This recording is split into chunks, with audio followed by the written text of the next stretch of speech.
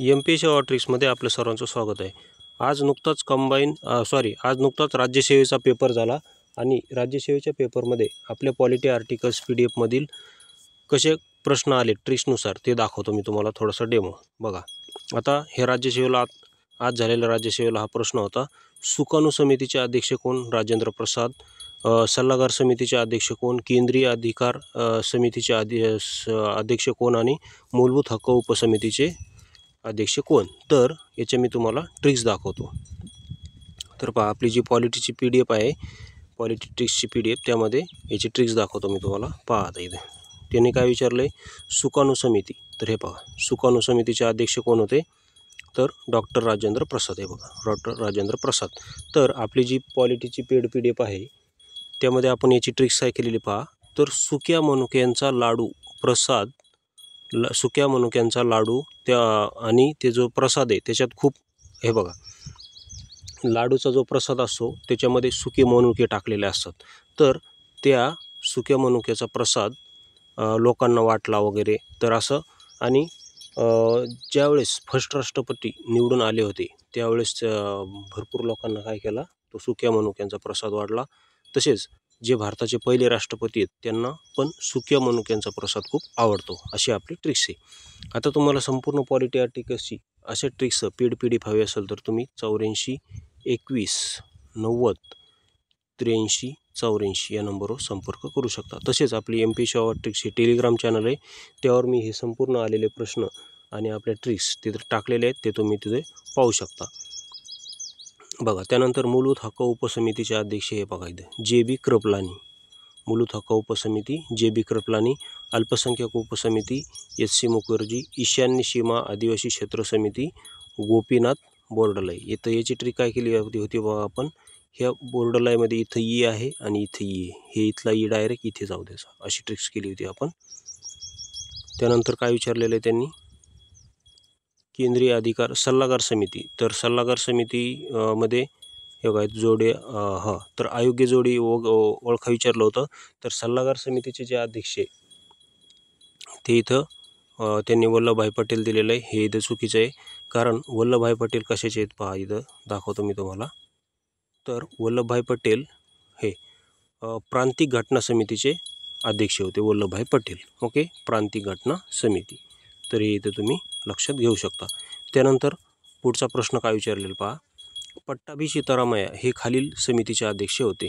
तर हे बघा, आता इथे मुख्य आयुक्त, हे बघा मुख्य आयुक्त हे एक आहे, बाकी सभागृह वगैरे, नागरिकांची तदर्थ नाही आहे आणि सर्वोच्च न्यायालयाबद्दल तदर्थ, हे क आणि ड येथे चुकीचं आहे।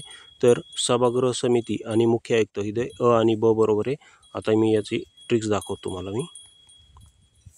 तर पहा, पट्टाभी सीतारामय्या हे बघा इथे ग्रह, हे बघा कशाचे होते ते, हे बघा गृह आणि प्रांत आयुक्त समिती पट्टाभी सीतारामय्या। तर याची ट्रिक्स काय केलेली पहा आपण, ग्रह म्हणजे ग्रहाच्या पट्टीवर, बघा घराच्या पट्टी, घरावर एक अशी पट्टी असते बघा, तर घराच्या पट्टीवर सीताराम निवास असे नाव लिहिलेले होते, ही अशी आपली ट्रिक्स आहे। घराच्या पट्टीवर सीताराम निवास असे नाव लिहिलेले होते, घराची जी पट्टी आहे का त्याच्यावर सीताराम निवास असे लिहिलेले होते। ग्रह, गृह आणि प्रांत आयुक्त, तर पट्टाभी सीतारामय्या। तर अशा प्रकारे तुम्ही ते लक्षात ठेवू शकता।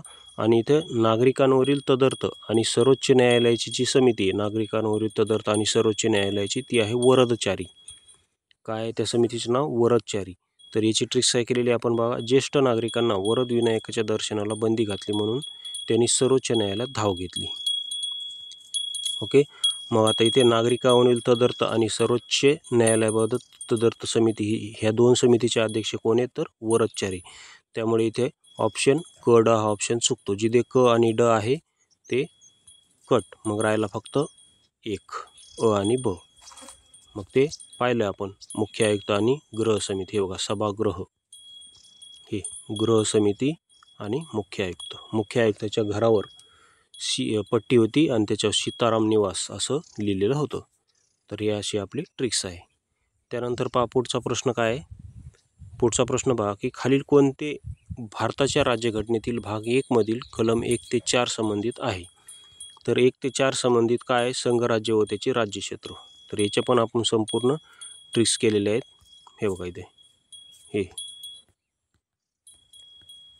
हे बघा संघराज्य आणि त्याचे राज्यक्षेत्र भाग 1 मध्ये.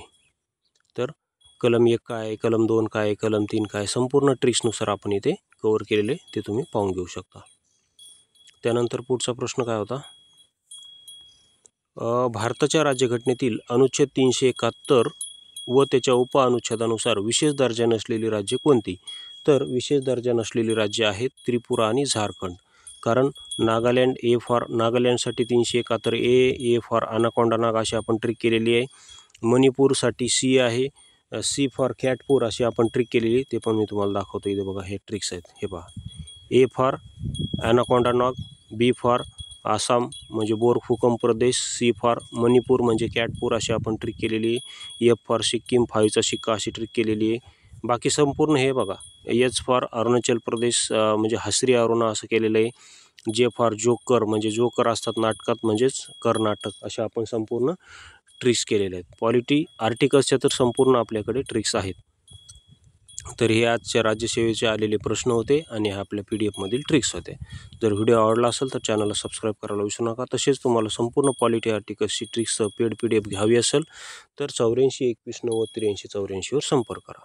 व्हिडिओ पाहिल्याबद्दल धन्यवाद.